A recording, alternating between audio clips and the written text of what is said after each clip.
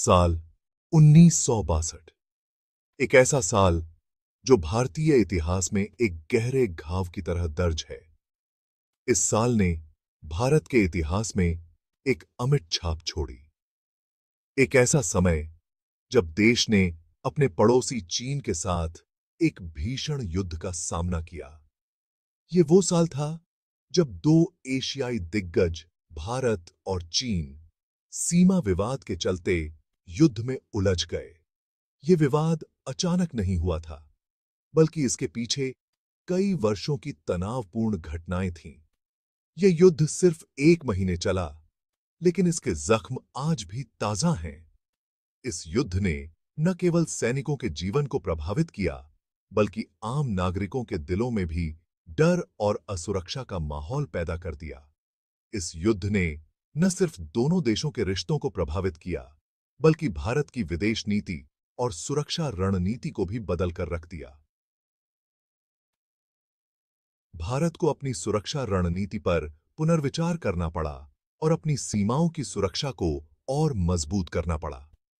ये कहानी है वीरता और बलिदान की, साथ ही कूटनीतिक चूक और गलत अनुमानों की भी। इस युद्ध ने हमें सिखाया कि कैसे गलत निर्णय और कूटनीतिक असफलताएं एक देश को भारी नुकसान पहुंचा सकती हैं। ये कहानी है 1962 के भारत चीन युद्ध की। एक ऐसा युद्ध जिसने भारत को न केवल सैन्य दृष्टिकोण से, बल्कि मानसिक और भावनात्मक रूप से भी बदल कर रख दिया। भारत और चीन के बीच सीमा विवाद कोई नया नहीं था। यह विवाद सदियों पुराना था, जहां विशाल हिमालय पर्वत दोनों देशों के बीच एक प्राकृतिक सीमा बनाते थे। लेकिन ब्रिटिश शासन के दौरान खींची गई मैकमोहन रेखा को लेकर दोनों देशों में मतभेद थे।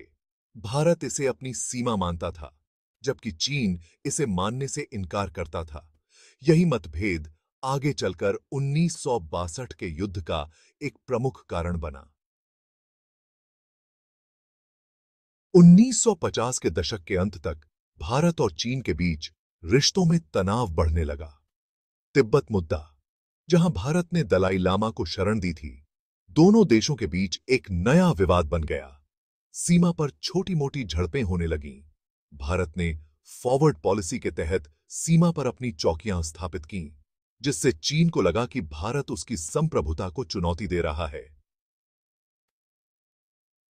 यह तनाव 1962 में एक पूर्ण युद्ध में बदल गया। 20 अक्टूबर 1962 चीन ने अचानक भारत पर हमला कर दिया। यह हमला दो मोर्चों पर हुआ, पूर्वी क्षेत्र में अरुणाचल प्रदेश और पश्चिमी क्षेत्र में लद्दाख। चीन ने अपने हमले को सीमित युद्ध बताया, जिसका उद्देश्य भारत को सबक सिखाना था। लेकिन चीन के इस कदम ने दोनों देशों के बीच दशकों पुराने रिश्तों को पूरी तरह से बदल डाला। दाने सेक्शन 5 पूर्वी क्षेत्र अरुणाचल प्रदेश में संघर्ष। अरुणाचल प्रदेश में चीनी सेना ने तवांग और वालोंग पर कब्जा कर लिया। भारतीय सेना ने बहादुरी से लड़ाई लड़ी, लेकिन वे चीनी सेना के आगे टिक नहीं पाए। भारी गोलाबारी और ज्यादा संख्या में होने के कारण उन्हें पीछे हटना पड़ा। यहां भारतीय सैनिकों ने अदम्य साहस दिखाया, लेकिन वे चीनी सेना की तैयारियों के आगे टिक नहीं सके। यह क्षेत्र जल्द ही चीनी सेना के कब्जे में आ गया। ची बोमी पर सेक्शन 6 पश्चिमी क्षेत्र लद्दाख में संघर्ष। लद्दाख में चुशूल, रेजांगला और गलवान घाटी में भयंकर युद्ध हुए। चीन ने लद्दाख में अक्साई चिन्ह क्षेत्र पर कब्जा कर लिया, जो रणनीतिक रूप से बहुत महत्वपूर्ण था। रेजांगला की लड़ाई में 13 कुमाऊं रेजिमेंट के 120 सैनिकों ने 3000 चीनी सैनिकों का सामना किया। यह लड़ाई वीरता और बलिदान की एक मिसाल बन गई, जहां हर भारतीय सैनिक आखिरी सांस तक लड़े।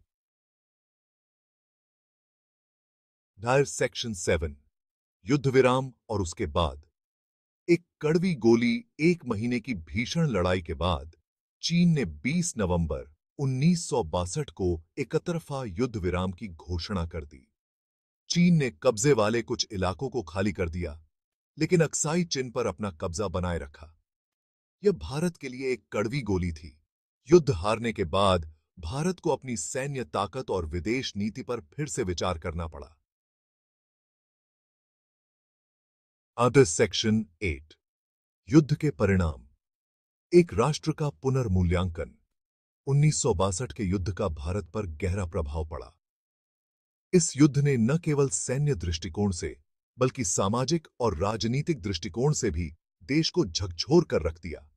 इस हार ने भारत को अपनी सैन्य कमजोरी का एहसास कराया। भारतीय सेना को अपनी रणनीतियों और उपकरणों में सुधार की आवश्यकता महसूस हुई। भारत ने अपनी रक्षा क्षमता को मजबूत करने के लिए बड़े पैमाने पर सैन्य सुधार किए। नए हथियारों की खरीद, सैन्य प्रशिक्षण में सुधार और रणनीतिक योजनाओं का पुनर्मूल्यांकन किया गया। इस युद्ध ने भारत की विदेश नीति को भी प्रभावित किया। भारत ने अपनी कूटनीतिक रणनीतियों को पुनः परिभाषित किया और अंतर्राष्ट्रीय मंच पर अपनी स्थिति को मजबूत करने के प्रयास किए। भारत ने गुटनिरपेक्षता की नीति को जारी रखा, लेकिन साथ ही साथ अपनी सुरक्षा के लिए मजबूत साथियों की तलाश शुरू कर दी। इसने भारत को नए अंतर्राष्ट्रीय संबंध बनाने और पुराने संबंधों को पुनर्जीवित करने के लिए प्रेरित किया। हायमनर सेक्शन 9 युद्ध से मिले सबक, आत्मनिर्भरता का मार्ग। 1962 का युद्ध भारत के लिए एक कठोर सबक था। इस युद्ध ने भारत को आत्मनिर्भरता का महत्व समझाया। भारत ने यह महसूस किया कि उसे अपनी सुरक्षा के लिए किसी और पर निर्भर नहीं रहना चाहिए। यह युद्ध कूटनीति और बातचीत के महत्व को भी रेखांकित करता है। यह जरूरी है कि मतभेदों को बातचीत के जरिए सुलझाया जाए ताकि भविष्य में ऐसी त्रासदी से बचा जा सके।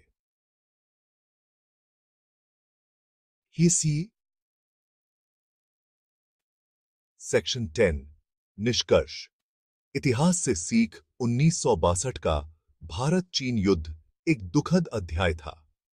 इस युद्ध ने न केवल दोनों देशों के बीच गहरे घाव छोड़े, बल्कि एशिया की भू राजनीति को भी बदल दिया।